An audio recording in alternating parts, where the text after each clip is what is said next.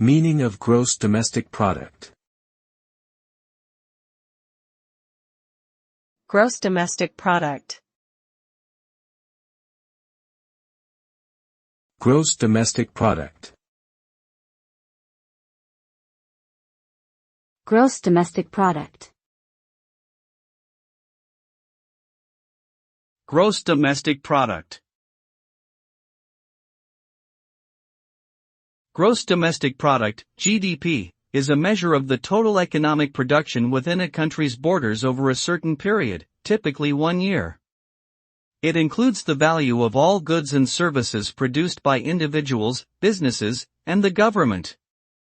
GDP measures a nation's economic output and provides an indication of its economic health and growth. It is often used as a benchmark for comparing the economic performance of different countries. GDP can be calculated using various methods, such as the expenditure approach, income approach, or the production approach.